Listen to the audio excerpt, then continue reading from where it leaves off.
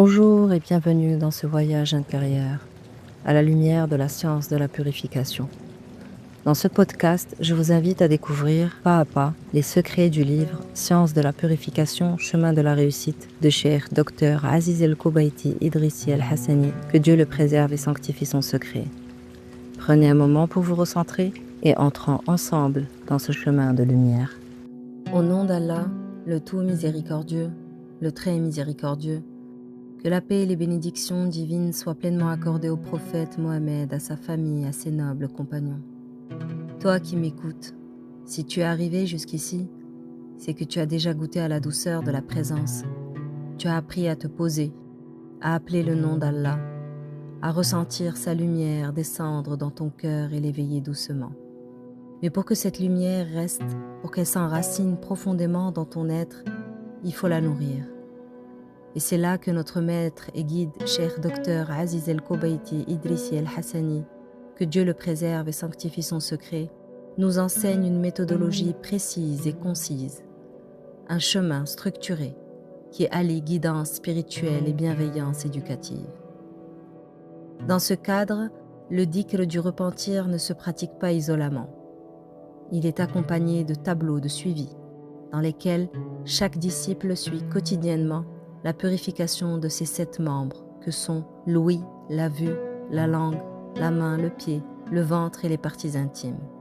Pour chacun de ces membres, un tableau de 30 jours d'épuration est rempli avec vigilance, suivi d'un second tableau de 30 jours d'illumination, où l'on veille à nourrir ces membres par des actes de lumière, de bien et de présence. En plus de cette discipline du dhikr et du suivi intérieur, nous veillons également à ancrer certaines traditions prophétiques qui accompagnent cette étape de purification du cœur. Ce sont des invocations issues de la sunna, des gestes prophétiques simples mais puissants, comme le fait de mentionner Allah avant de manger ou de boire, ou encore les invocations du matin et du soir, ou d'autres paroles du prophète, paix et bénédiction sur lui, qui nourrissent l'âme et renforcent la vigilance spirituelle. Nous verrons tout cela plus en détail dans les prochains épisodes. Mais pour l'instant, nous nous concentrons uniquement sur le dhikr qui accompagne cette première étape de purification du cœur. Commençons donc par l'istighfar. Cette invocation, tu es invité à la pratiquer pendant 15 minutes chaque jour. Et ce n'est pas une répétition vide, c'est un retour sincère, un engagement, une libération. Tu récites cette formule avec tout ton être. Astaghfirullah al-azim alladhi la ilaha illa huwa al-hayyul qayyum wa atubu ilayh. Dans les 5 premières minutes, laisse ton cœur demander pardon pour les fautes passées, qu'elles soient visibles ou secrètes, grandes ou petites. Regarde-les sans fuir, reconnais-les, mais ne t'y attarde pas avec culpabilité. Offre-les à Allah comme on remet des fardeaux. Dans les 5 minutes suivantes, médite sur ce que tu as négligé dans tes devoirs, envers ton Créateur, envers le prophète, paix et bénédiction sur lui, envers les autres, envers toi-même. Il ne s'agit pas de se juger, mais d'observer avec lucidité, avec sincérité. Laisse ton cœur se réveiller et dans les 5 dernières minutes, renouvelle ton intention. Décide intérieurement de ne plus revenir à la faute. Demande à Allah de couper les liens invisibles avec ceux qui t'éloignent de lui. Sens la résolution monter en toi, même si elle est fragile. Dis-lui, Allah, je veux revenir à toi. Je veux changer.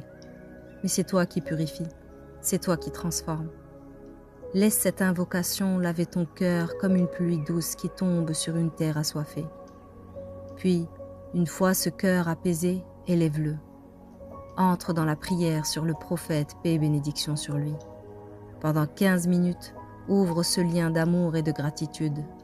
Dis avec douceur, Allahumma salli ala Sayyidina Muhammadin al-Nabil ummi wa ala alihi wa sallim taslima. Et pendant que tu répètes cette prière, pense à ce qu'il représente pour toi.